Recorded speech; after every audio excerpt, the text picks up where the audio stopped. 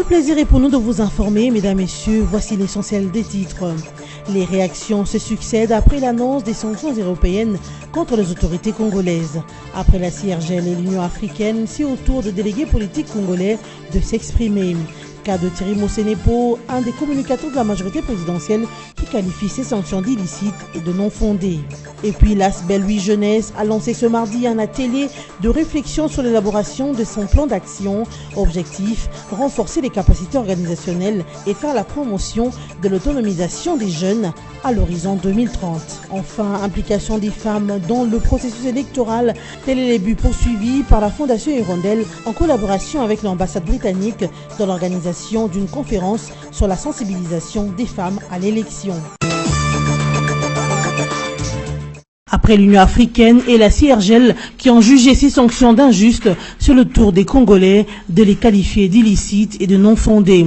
D'après Thierry Mosenepo, un des communicateurs de la majorité présidentielle, l'Union européenne étant une organisation régionale ne peut en aucun cas aller au-delà de ses frontières pour sanctionner un pays sans respecter les éléments fondamentaux du droit tels que la contrepartie. Il faut savoir qu'en ce qui concerne les sanctions prises par l'Union européenne, c'est que c'est totalement illicite, puisque la charte des Nations Unies est claire en cette matière.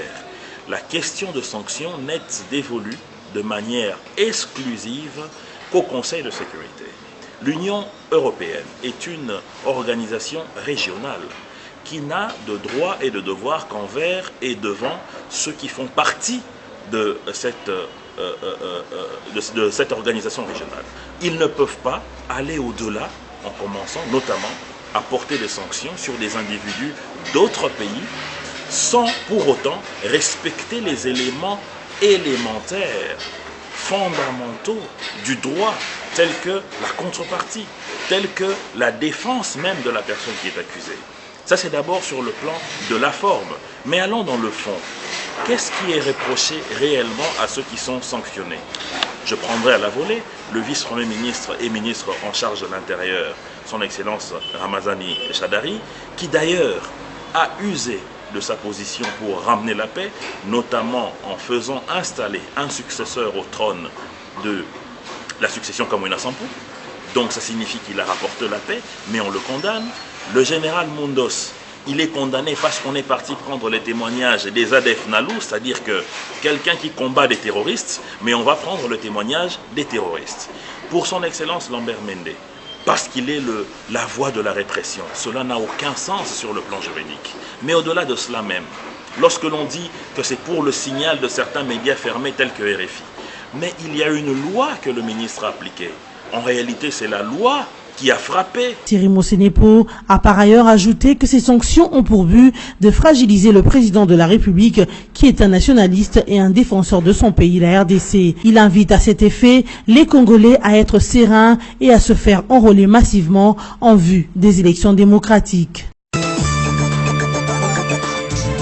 L'Assemblée nationale a rejeté le projet de loi relatif à la modification de la loi sur l'organisation et le fonctionnement de la Cour constitutionnelle lors de sa plénière tenue ce lundi 5 juin 2017 au Palais du Peuple. Ce projet de loi déposé par les ministres en charge de la justice, Alexis Ntambwe-Mwamba, n'a pu être examiné suite à la motion incidentielle initiée par le député Henri Thomas Lokondo. Ce dernier a démontré noir sur blanc devant ses pairs que ce projet n'avait jamais fait l'objet d'un débat au sein du gouvernement. Argumentant sa motion incidentielle, Henri Thomas Lokondo a relevé aussi l'inobservance du règlement intérieur régissant l'Assemblée nationale. D'après le dit règlement, le ministre Tambwe ne devrait pas directement s'adresser au président de la Chambre basse. Cette prérogative relevait de la compétence du Premier ministre, indique le règlement intérieur. Pour rappel, le numéro 1 de la justice congolaise a déposé au bureau de l'Assemblée nationale un projet de modification de la loi de 2013 sur l'organisation et le fonctionnement de la Cour constitutionnelle. Ce projet de loi n'étant pas conforme aux dispositions légales en la matière,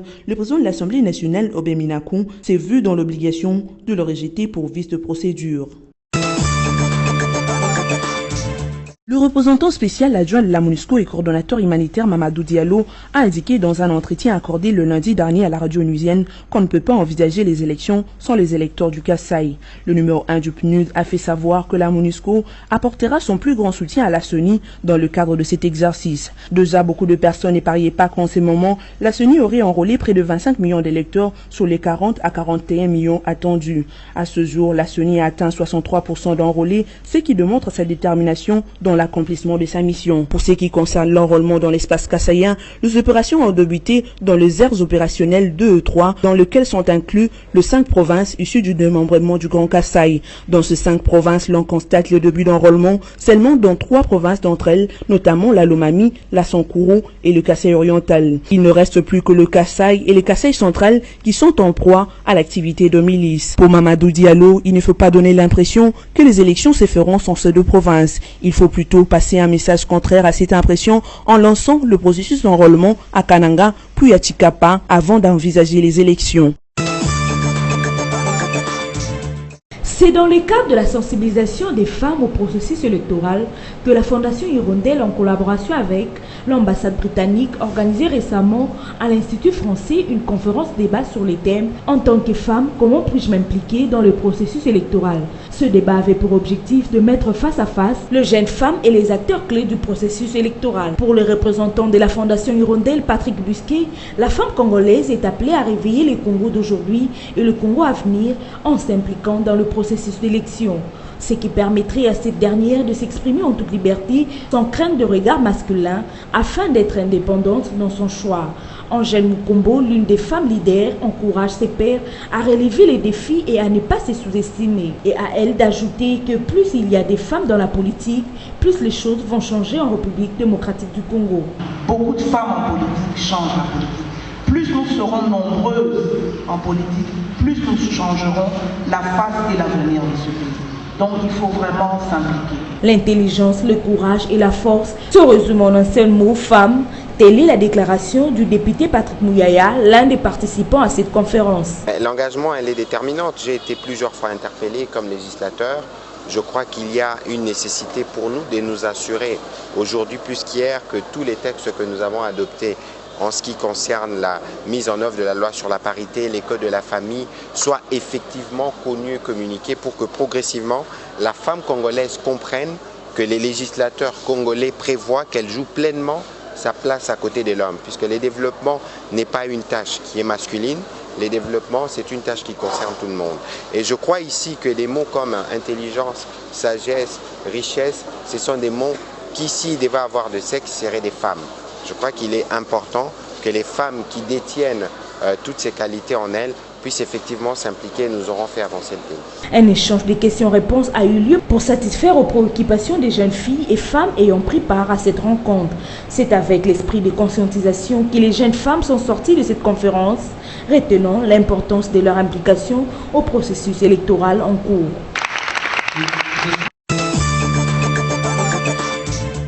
Il y a 2 semaines que la CENI a débuté le processus d'enrôlement des électeurs à Kinshasa. En bon citoyen, le député national Zakari Bababasui a rempli son devoir civique qui est celui de s'enrôler.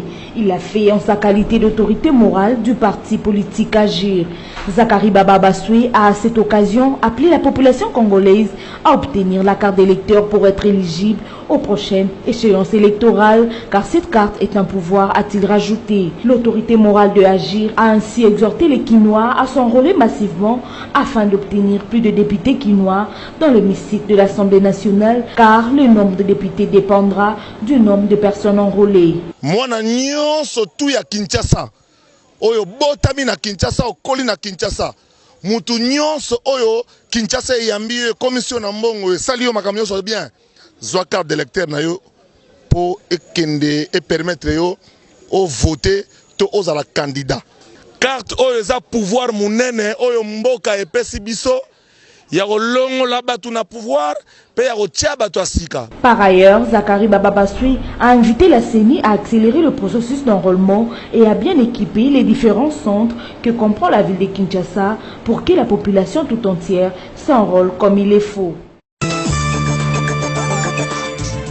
Lancement officiel de l'atelier de réflexion sur l'élaboration du plan d'action de la plateforme Oui Jeunesse ce mardi 6 juin à Kinshasa. L'objectif visé par ce regroupement de la jeunesse est de renforcer les capacités organisationnelles et faire la promotion de l'autonomisation des jeunes à l'horizon 2030.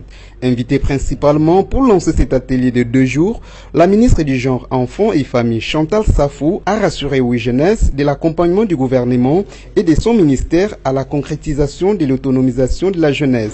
C'est pour moi un devoir de remercier chacun de vous pour avoir répondu spontanément à cette invitation en acceptant d'honorer par votre présence cette cérémonie d'atelier de réflexion sur l'élaboration du plan d'action de la plateforme Oui Jeunesse. Je voudrais avant toute chose vous assurer de l'attention que son Excellence Monsieur le Président de la République, Joseph Kabila Kabange, chef de l'État, à qui j'adresse ici mes hommages les plus déférents, et le gouvernement d'Union nationale apporte au sujet concernant la promotion de l'autonomisation des jeunes dans la perspective de l'émergence et du développement de notre pays. Il a été constaté que si les jeunes sont accompagnés durant leur parcours de la vie par des formations, ils ont le potentiel de changer ce monde de demain.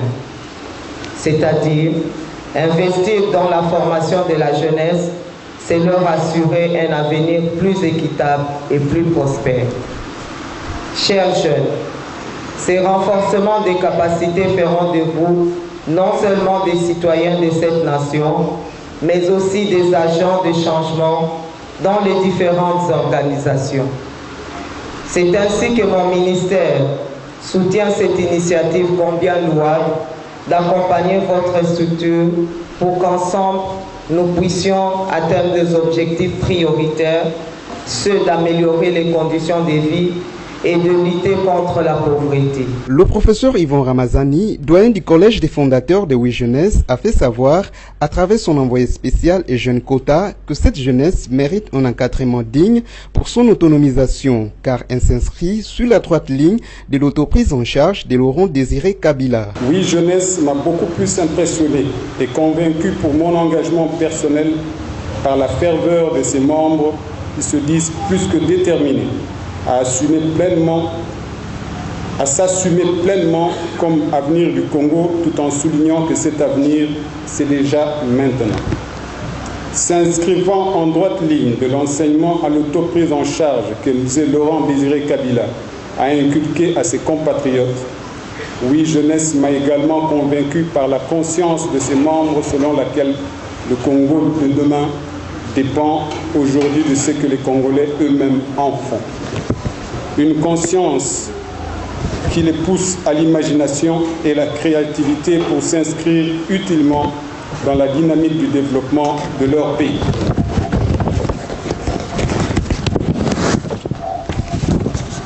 Voilà en résumé la motivation que ces jeunes de Oui Jeunesse m'ont contaminé et qui a été à la base de mon engagement personnel à leur côté, jusqu'à initier avec d'autres sages ce regroupement qui s'organise aujourd'hui pour construire l'avenir.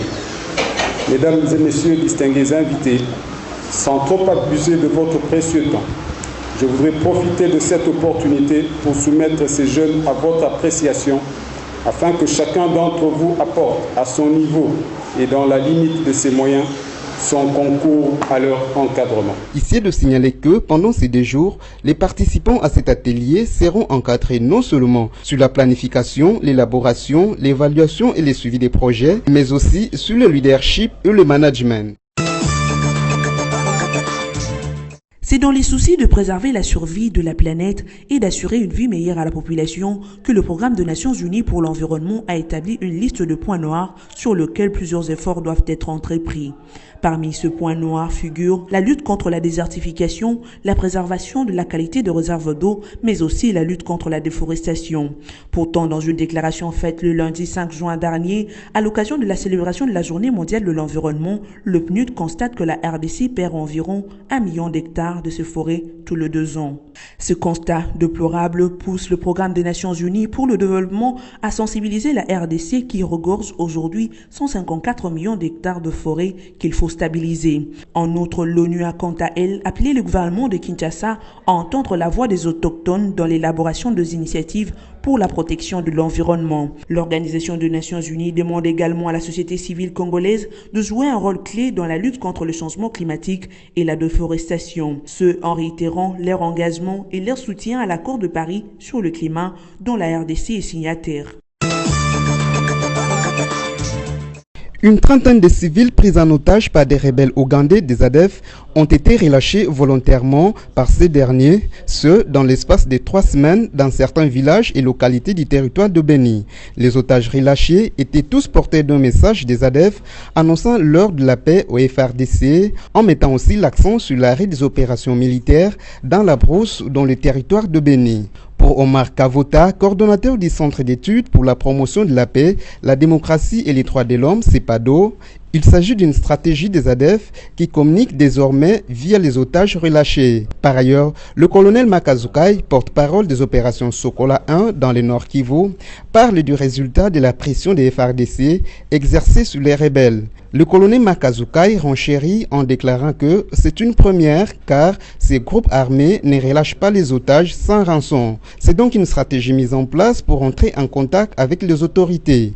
Ensuite, pour élever toute ambiguïté, les coordonnateurs du CEPADO déclarent que les rebelles ougandais de l'ADF détournent l'attention des autorités congolaises pour que la RDC ne puisse pas demander à la MONUSCO et au FARDC de poursuivre sans relâche les opérations de traque contre leur manigance. Omar Kavota s'oppose à cette stratégie des ADF et appelle toute la population de Beni à la vigilance et invite également les forces armées de la RDC à poursuivre les opérations de traque des éléments de cette rébellion dans cette partie du territoire congolais. Place à présent au rappel de titres. Les réactions se succèdent après l'annonce des sanctions européennes contre les autorités congolaises. Après la CIRGL et l'Union africaine, c'est au tour de délégués politiques congolais de s'exprimer. Cas de Thierry Mosenepo, un des communicateurs de la majorité présidentielle qui qualifie ces sanctions d'illicites et de non fondées.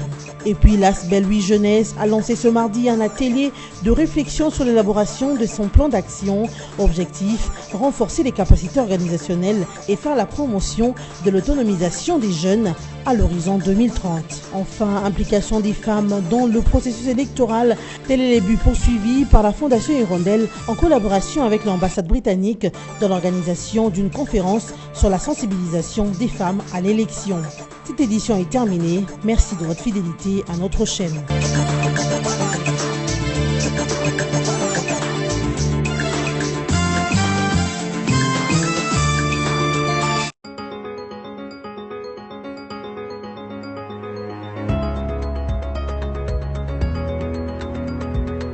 Bienvenue à la lecture de journaux parus en ligne ce mardi 6 juin 2017. Mesdames, Messieurs, voici la sélection de journaux résumés pour vous sur BSA TV. Ouvrons cette revue de presse avec Forum de Zas qui rapporte à sa une « Élection dans le délai, l'opposition ne doit pas se tromper de cible ». Plutôt que de vouloir charger les chefs de l'État, elle devrait encourager la CENI pour la tenue effective de scrutin. Dans son édition d'hier lundi, Forum de Zas s'est fait l'écho de l'interview du président Joseph Kabila au célèbre journal hebdomadaire allemand Der Spiegel.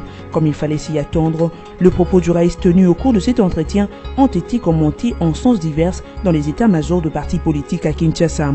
De la situation actuelle du pays à la tenue des élections, en passant par la révision constitutionnelle, le président Joseph Kabila n'a fait mystère d'aucun sujet. Son intervieweur a eu de réponses à toutes les questions, même les plus embarrassantes. D'ores et déjà, cet entretien du Raïs ressemble à un plat délicieux offert en mode self-service. Chaque acteur politique a le libre choix du morceau de sa préférence. En ce qui concerne les volets élections, certaines figures de l'opposition ont reproché au chef de l'État de ne s'être pas clairement prononcé sur son avenir politique. Selon les auteurs de la critique, le président Joseph Kabila devait, expressis verbis, déclarer qu'il ne se représentera pas lors du prochain scrutin pour briguer un 3e mandat consécutif. À qui pourrait profiter la tenue des élections dans les délais en RDC, pas forcément à qui l'on croit.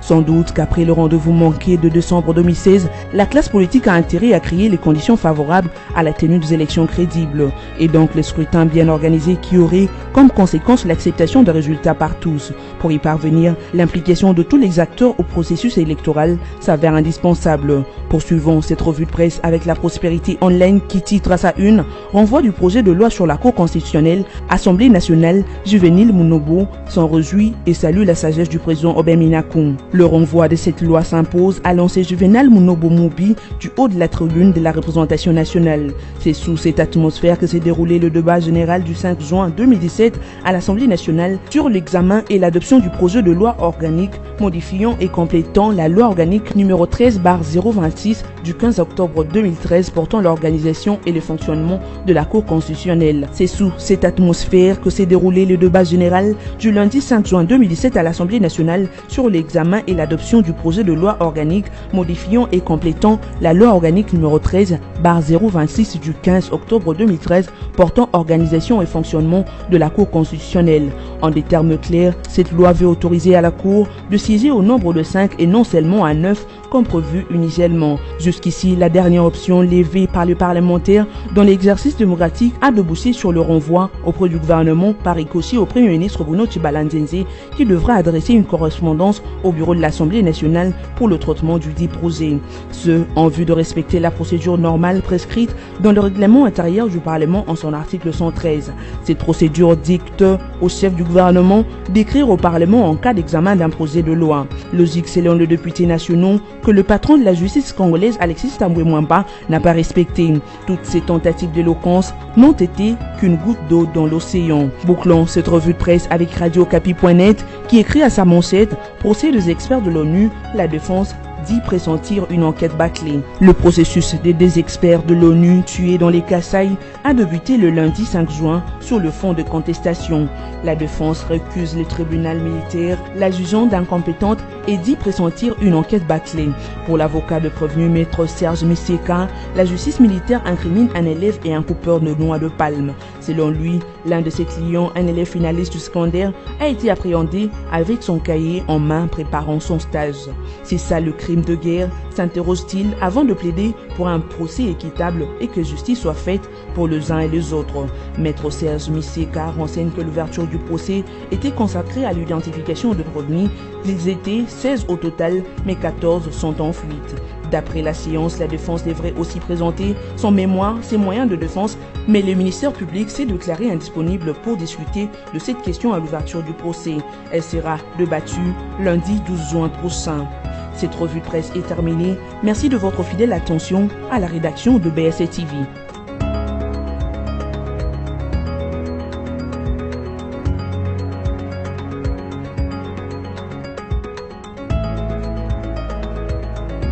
Congo Panorama, votre magazine d'actualité, est à nouveau dans vos bacs avec son numéro 23. Découvrez l'actualité dans toute sa diversité. Coopération et diplomatie, Kanché au Kitundu démine et réchauffe les fronts diplomatiques. RDC Liban, Joseph Kabila et le général Aoun veulent relancer la coopération. Passeport biométrique en RDC, une réalité confirmée. ISC, le nouveau comité de gestion modernise. La CGT à fond sur la route bypass. Agnès Moad renforce les capacités des cadres et agents de l'INSS. Promotion de l'industrie, Patrice Kitebi et Marcel Kassembe au front de l'Est. Eventprint à Kinshasa, la RDC toujours fréquentable. Formation professionnelle, après Kinshasa, bientôt un bâtiment ultra-moderne de l'INPP à Lubumbashi. Congo Panorama, c'est aussi la politique avec les négociations pour des élections apaisées. Sanko, échec et mat. Congo Panorama décortique pour vous les efforts du chef de l'État à travers le gouvernement pour la pacification au Tanganyika entre Pygmées et Bantous, à Kinshasa et au Congo central dans l'affaire Boudoudia Mayala, au Kasaï avec le phénomène Kamina Sampou, le tout avec thérapie du dialogue administré par Emmanuel Chadari. Congo Panorama numéro 23, c'est enfin l'éditorial signé Yvan Ramazani, Rien que pour la paix. L'éditorialiste révisite le cursus du président Kabila au sommet de l'État et constate qu'il a choisi de conduire dans la paix ce pays vers sa destinée de grandeur, non pas tout seul, mais avec le peuple congolais qu'il s'efforce toujours à ériger comme principal acteur de son bien-être et bénéficiaire prioritaire des résultats de sa propre action. Tout cela au nom et pour la paix, rien que la paix. Congo Panorama, s'investir pour un Congo émergent. Congo Panorama, toute l'actualité à votre portée.